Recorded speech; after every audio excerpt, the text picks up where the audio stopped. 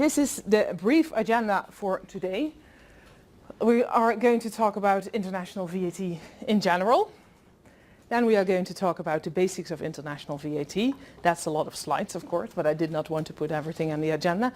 And then we are going to talk about the VAT risks and opportunities. VAT. It's VAT, GST, whatever it's named in a country. It now applies in more than 160 countries worldwide. It's not the same as sales tax. We all know that sales tax is being charged on the last transaction to the end consumer. VAT is charged on every transaction in the supply chain. It's the third most important source of income for governments, behind social contributions and income taxes. So it's a very important tax. One other interesting thing about VAT is that the laws and regulations are constantly changing. So you have to keep up with what is going on.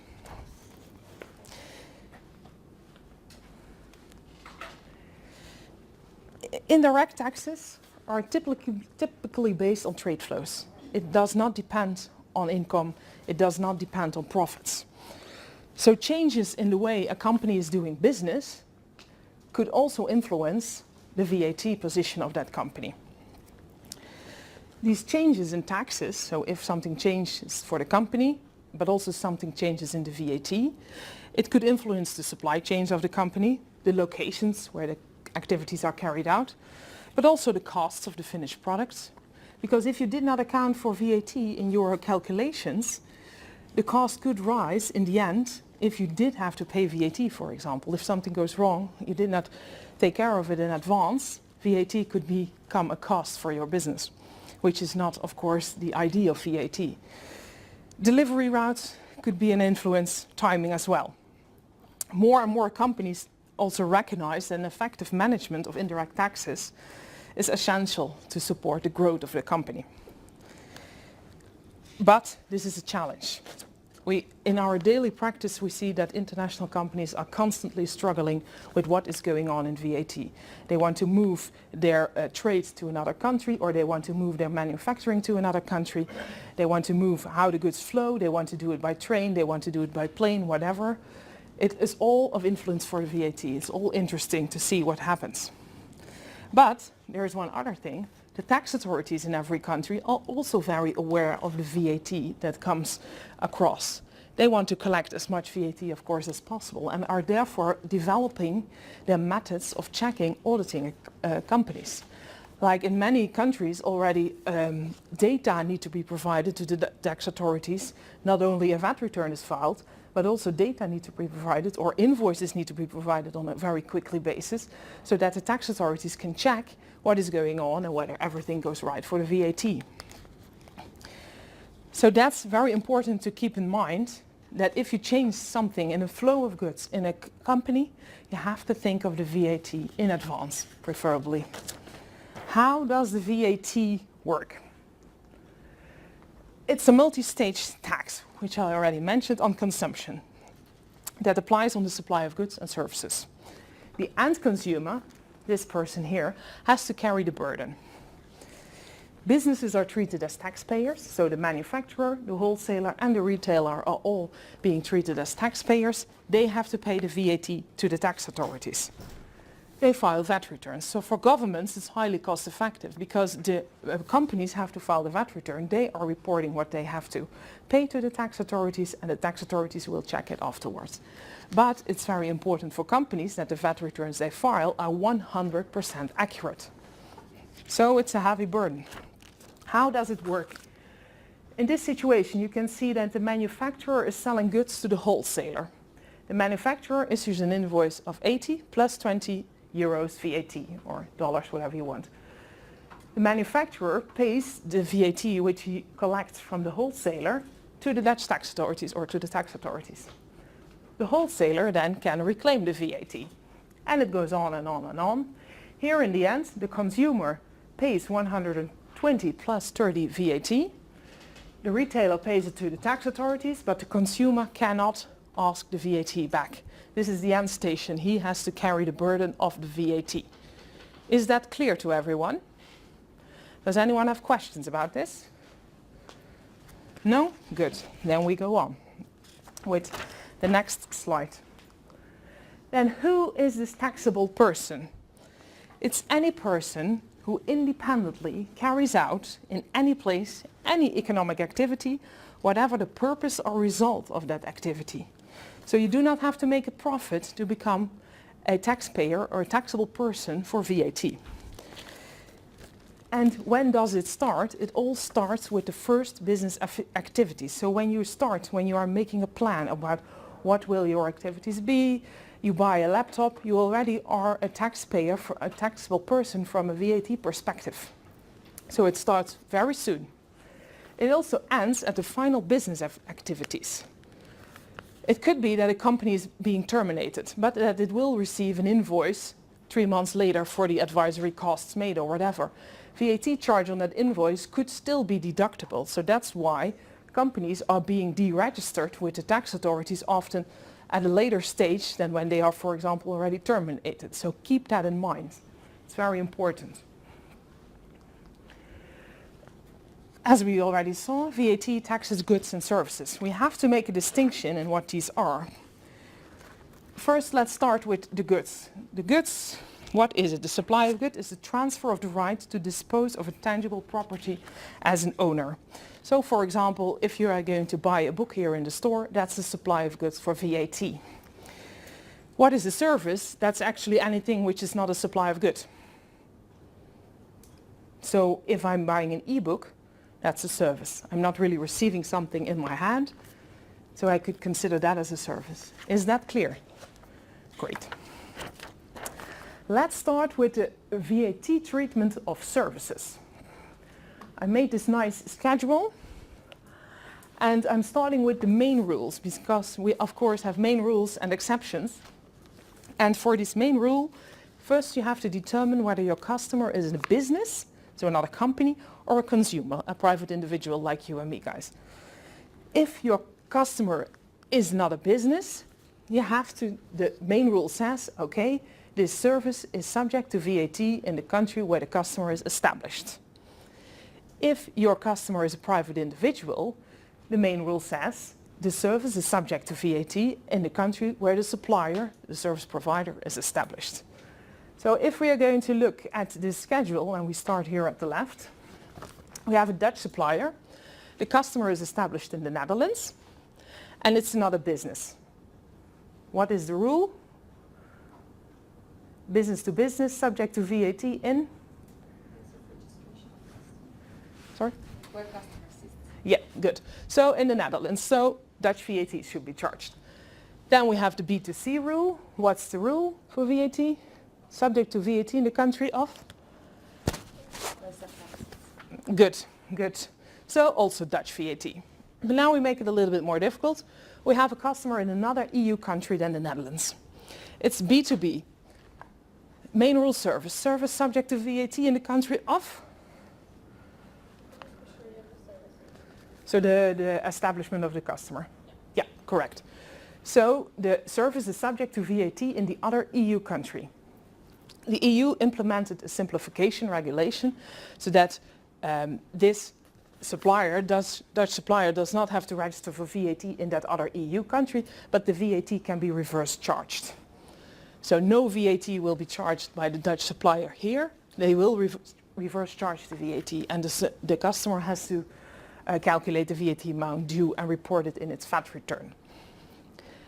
What if this customer in another EU country is a private individual?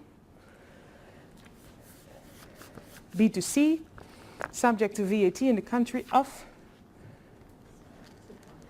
Good. So Dutch VAT will be charged. Now the customer is established in Switzerland, non-EU country. How does the rule work then? B2B, service subject to VAT in the country of establishment, we just saw. So not subject to VAT in Europe. And what we often say then is out of scope. No EU VAT is due. Is that clear? I see faces going like this. Some questioning looks. The Then the B2C service subject to VAT in the country of the supplier. So Dutch VAT should be charged. But these are only main rule services. And of course, I made a case so that you can practice. MHA, where we are now, so the UK establishment of Baker Tilly International, provides an advisory service to a US company. What are the VAT consequences? Sorry? No VAT for MHA, and I'm pretty sure that US doesn't have any VAT, so no VAT. Out of scope of EU VAT. Yeah, that's correct. Is that clear? Good. Then the second one, Baker Tilly in the US provides an advisory service to a company established in Germany. What will happen? Reverse charge on imported services. Very good. Baker Tilly in the US will not mention anything of VAT or reverse charge or whatever on its invoices, because they don't have to. The German company needs to be aware that if they receive an invoice like this, that they have to report VAT in their VAT return as payable, reverse charge VAT, report it as payable if they have the right to deduct VAT, also report it as refundable. On balance, no VAT is due. But it needs to be reported. This is one of the mistakes that is made very often in practice. And it's a huge problem if this company does not have the right to deduct input VAT. For example, if this is a hospital, they cannot ask VAT back or reclaim VAT. They have to pay the VAT. We have seen many cases where hospitals did not report this VAT as payable VAT. So be aware of these incoming invoices on which a reverse charge mechanism is applicable. Then the main rule for services, of course, has some exceptions. A few important ones. Services regarding immovable property, like the rent of office space or the rent of an hotel room. These services are subject to VAT where that immovable property is situated. So if I rent a hotel room here in London, that service is subject to VAT here in the UK. So UK VAT will be charged. It doesn't matter where I'm established, whether I'm a company or not. Another exception is admission to events. So if I host an event, like a conference, or in some countries even a training like this, is subject to VAT in the country where the training or conference is being held. And every EU country, unfortunately, has its own regulations in order to determine what is an admission to an event or not. If, for example, this training session would be held in the Netherlands, we would argue it's not subject to VAT in the Netherlands because it's not admission, it's a main rule service participating to a training. There could be other countries where they could say, well, no, this is admission to an event. It's not participating to a training. So the line is very thin. Be aware of that. And then we have an important one, a very popular one, e-services, and then especially B2C e-services. What are e-services? These are electronic services. So for example, if you sell online games or if you sell apps. These services are subject to VAT in the country of the customer, both B2B and B2C. And it gets interesting when it's B2C, because VAT is due then in the country where your customer lives. So if you buy an app online, you sell an app online, you need to determine where does this customer of mine live. And of the country where he lives, you need to charge him VAT. Anybody ever dealt with that problem? Because it's a huge problem. How should you determine where your customer lives? There are many, tips given by the EU, like for example the IP address or its banking details. That could help you determine where your customer is established and from which country you should charge the local VAT. Besides that you need to know where your customer lives, You also need to know, for example, the VAT rate of the country. If you have determined, okay, he lives in France, you also need to know the correct VAT rate of France. These are all practical problems that will arise when you supply e-services.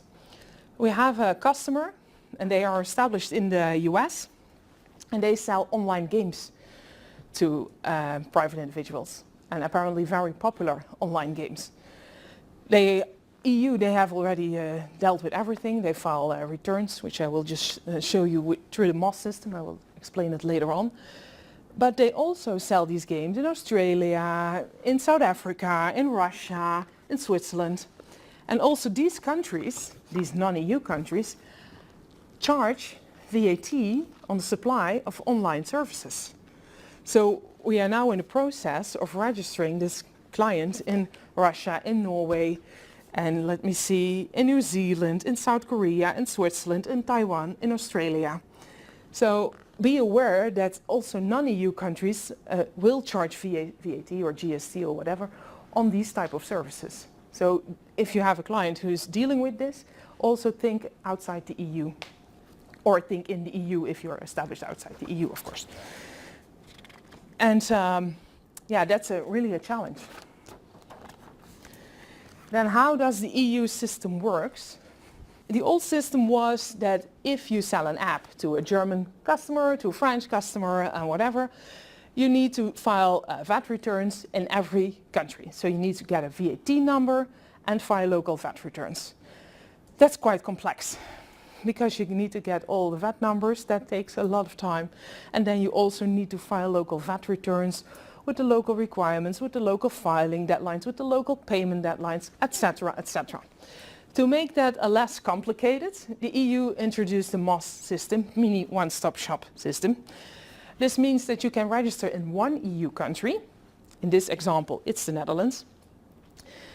You charge all the local VAT, so you charge German VAT, you charge the Swedish VAT, you charge the Italian VAT to your customers, they pay it to you, and you pay it in one return, it's called MOS return.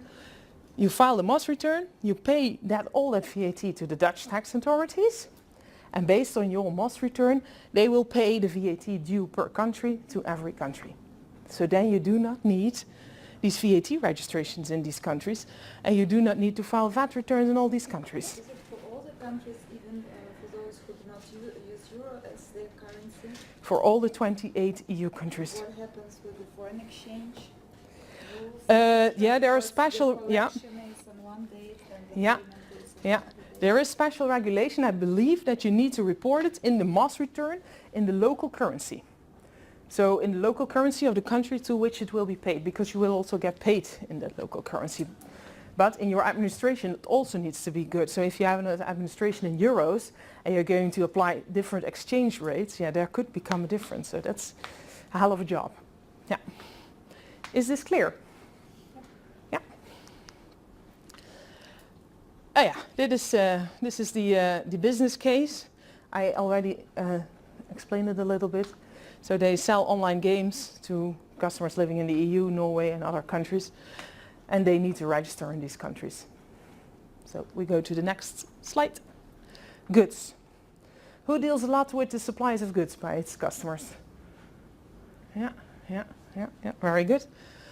Yeah, well, as we already told, it's the transfer of the right to dispose of a tangible property as an owner. When is it taxable? When the ownership transfers.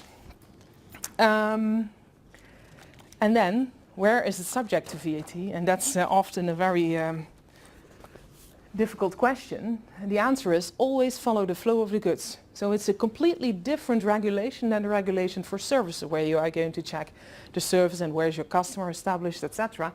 For goods, you always need to follow the flow of the goods.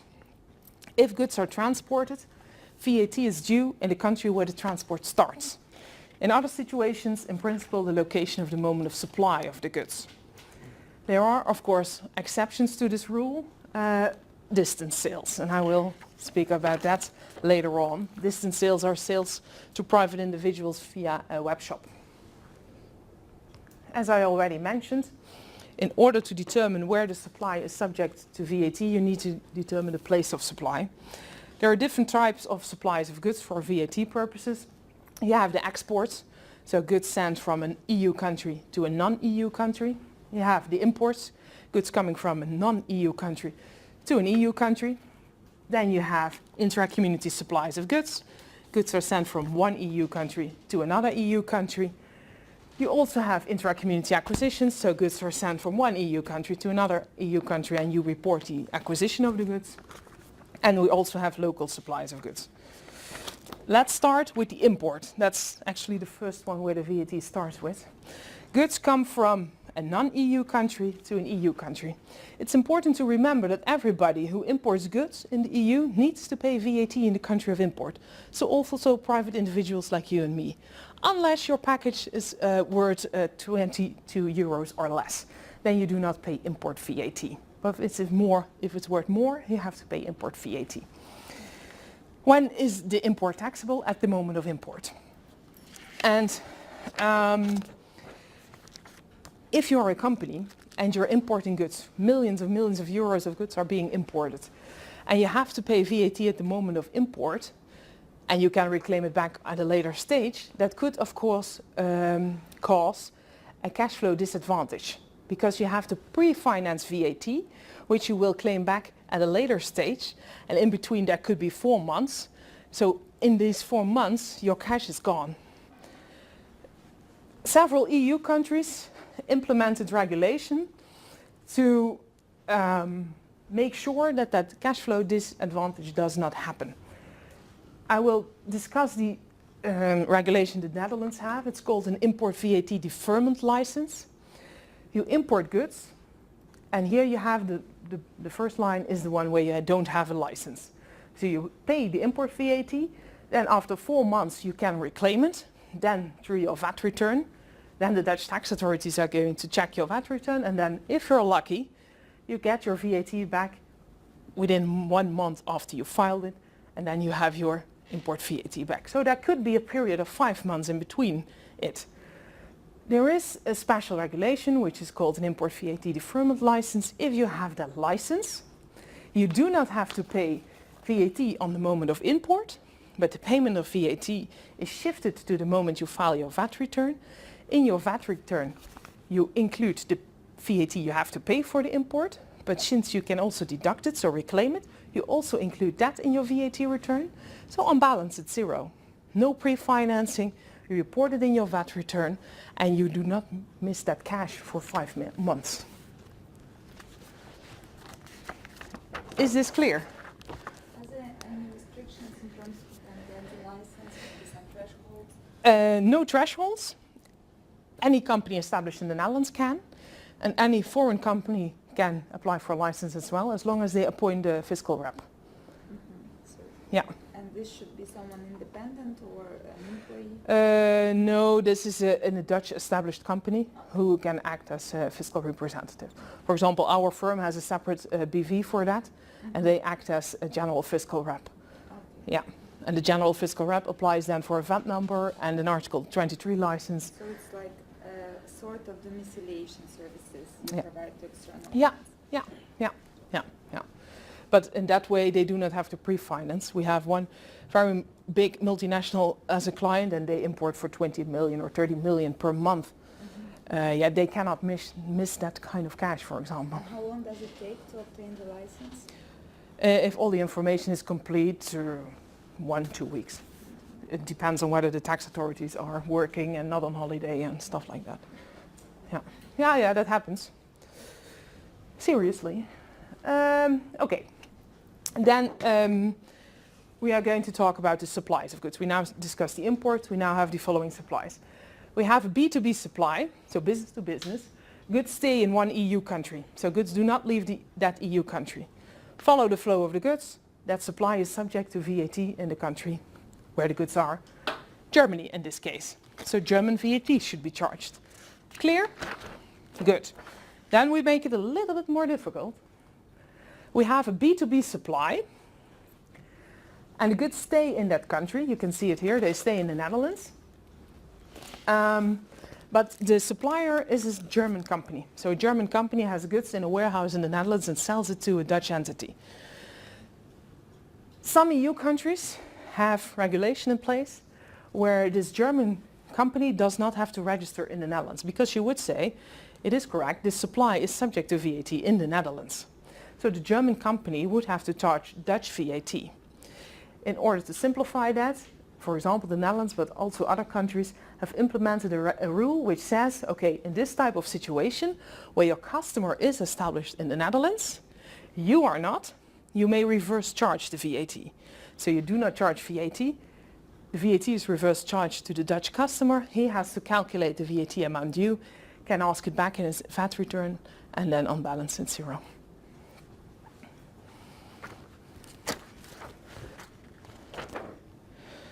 Now another interesting one. An interesting one that goes wrong a lot because the conditions are not met. This is a B2B supply. Goods go from one EU country to another EU country, and then we always say, okay, it's subject to 0% VAT or an exemption with the right of deduction. That's true if the goods go from one EU country to another EU country, and the goods are subject to VAT, so to an intra-community acquisition in the country of arrival. These are the conditions, but how do you prove that? Because you need to prove that you met these conditions. What do you think for the first one? How do you prove that the goods left, in this case the Netherlands, and went to Italy? Very good. And then transport documents which are signed for receipt. Yeah. This multinational client where I'm talking about, it's a hell of a job to get these transport documents. We ask for a sample of the transport documents, and they need to get it from logistics service providers, etc., and we still haven't got it after 1 year.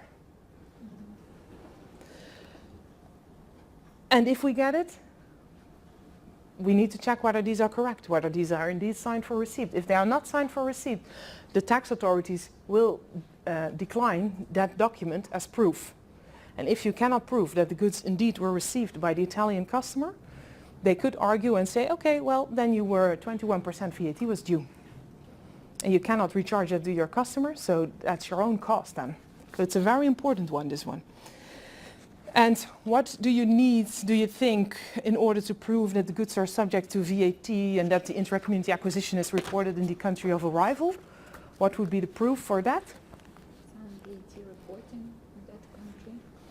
Yeah, the EU determined that it is sufficient that you get the valid VAT number of your customer. And you always need to check that number. If you have a new customer, check it after a couple of months again. You can check it on the VIS website of the EU.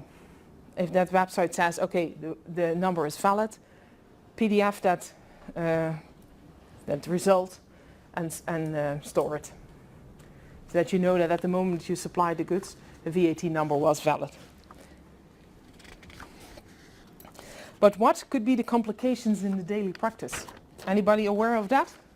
We already mentioned the proof of transport. What could also be a complication? That the VAT number is not valid, we already mentioned that. One interesting one is, for example, that the customer picks up the goods. If a customer picks up the goods, you do not arrange the transport, how do you know that he went to Italy? That he didn't stay in the Netherlands? That Dutch VAT wasn't due? You cannot prove that, so there's additional documentation required as proof if a customer picks up the goods, for example. Other complications could be that you receive incorrect invoices. If you receive an incorrect invoice, if you buy goods and these goods come from Italy to the Netherlands, you need to report the acquisition in the Netherlands. So you have to report the VAT due and the VAT refundable. You can only reclaim VAT in your VAT return if you have a correct invoice. So an invoice that meets with the invoice requirements. If you do not have that, the Dutch tax authorities and the other tax authorities in countries could argue the deduction of the input VAT. So it's an important one. Did I skip one? Oh yeah, the acquisition of the goods not reported, that happens also. That you send an invoice and that you send the goods and that you have the transport document and that you have the VAT number, but that your customer does not report the acquisition. Then you immediately get a mismatch between what you reported in your country of start of transport of the goods with the country of arrival of the goods. And you get a letter from the tax authorities to explain the difference. So these are complications in daily practice. Then another one. This is the export one. B2B supply of goods. Goods go from the Netherlands, to the US. Zero rate is applicable. Also in this situation, you need to prove the application of the zero rate. What you must remember is for VAT, if you charge the general rate, often there is no need to prove transport, stuff like that. But if you are going to charge another rate than the general rate, so a zero rate, there is more into that, because you need to prove that in this case, for example, the goods left the Netherlands. How would you do that? Customs declaration. Yeah, that's correct. If goods leave the EU, that needs to be reported at customs. So you get, once they are sent out to EU, you get a confirmation from the customs authorities of that country, which proves that the goods indeed left that EU country.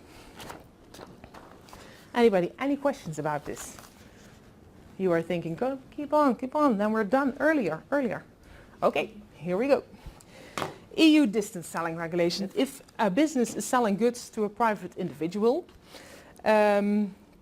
and he is sending these goods to the country where that private individual is living, in principle here, a good is sold from the Netherlands to Germany, the good is sent there. In principle, Dutch VAT is due. Dutch VAT should be charged. But there is a threshold, a yearly threshold. If the web shop is going very well and in 1 year they sell for more than 100,000 euros, for example in August, they breach the threshold of 100,000 euros, as of the moment that they reach that threshold, German VAT is due by the web shop. So as of that moment, they need to register, the Dutch company needs to register for VAT in Germany and charge German VAT to its customers.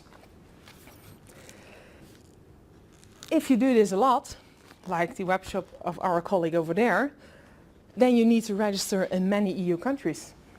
We have an Australian client who has a warehouse in the Netherlands and has registrations in 12 EU countries.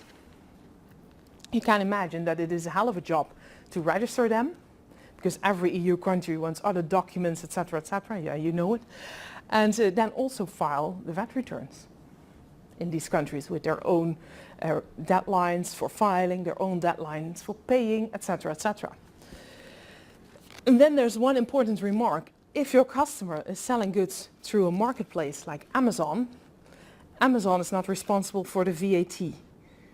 Your customer is. The company who sells the goods to the customer, he is responsible for the VAT. So if he breaches the thresholds in these EU countries, not Amazon, but the company, your customer, needs to register in the EU countries.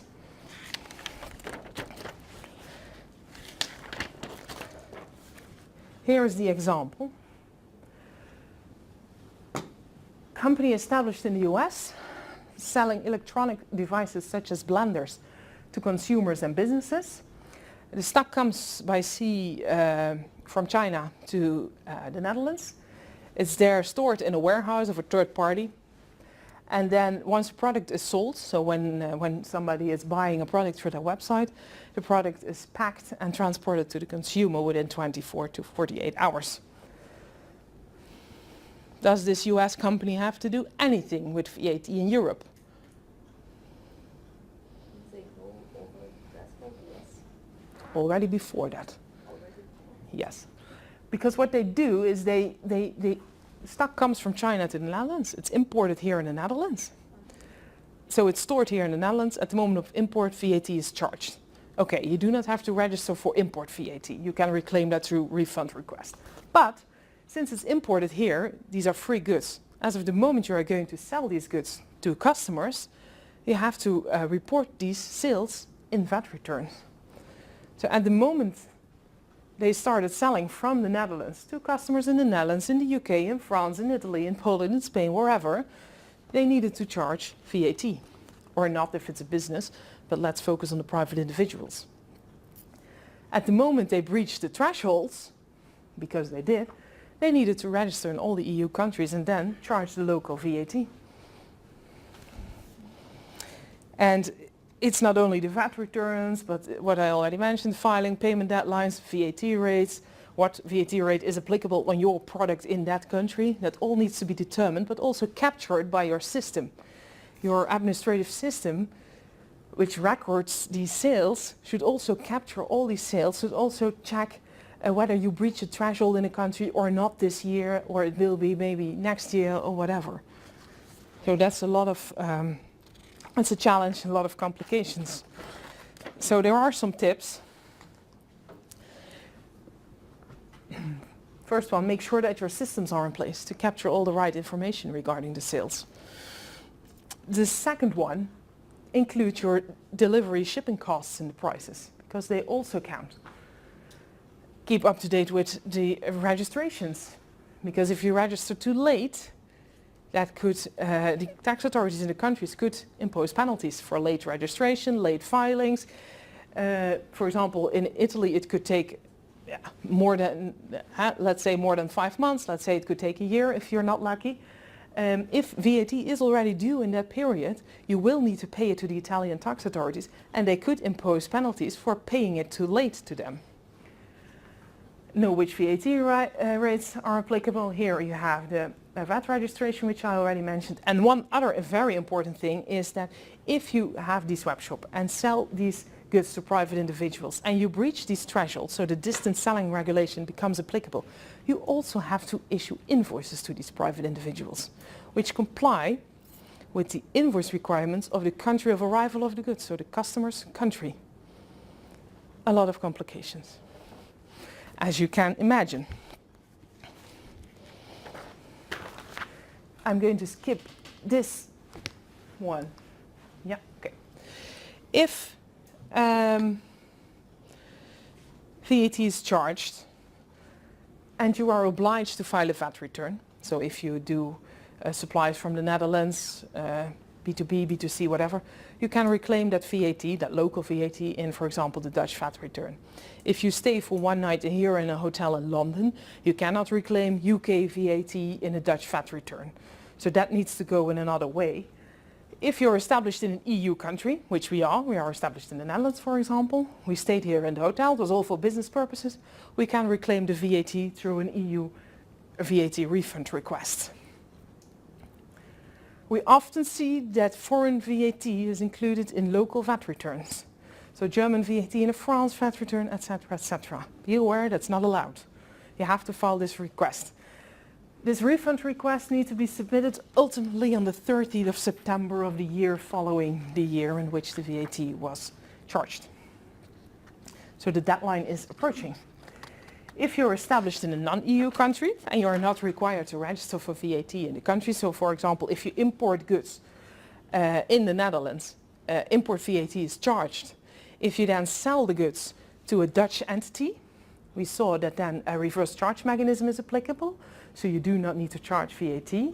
So you do not have to file a VAT return, you are not allowed to. You can reclaim that input VAT on the import through a refund request on paper. That needs to be filed before 1st of July of the year following the year in which the VAT return of the VAT was charged. So you have quite some time to file these requests. You can also do it sooner. So for example, if it's charged in Q1, you can file a refund request in Q2. That's no problem.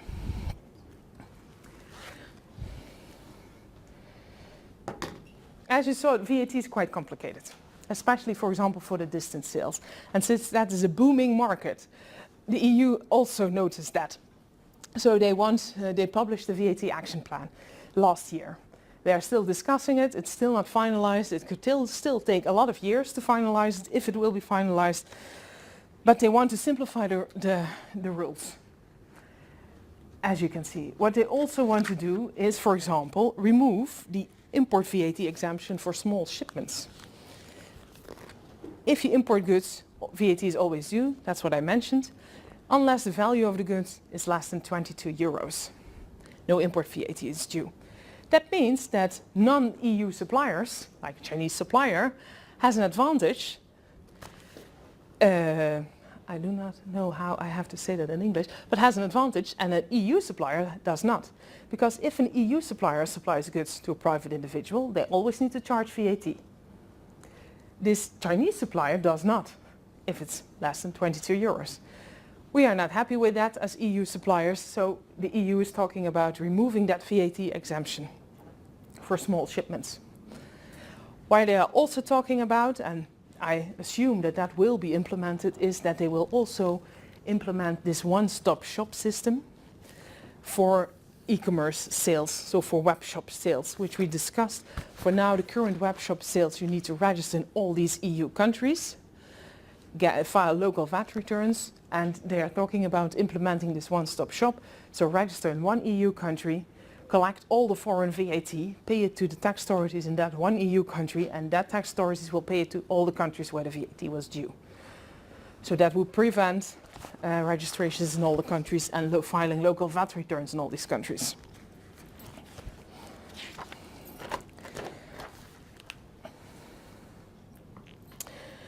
Then there's one other thing which I would like to discuss.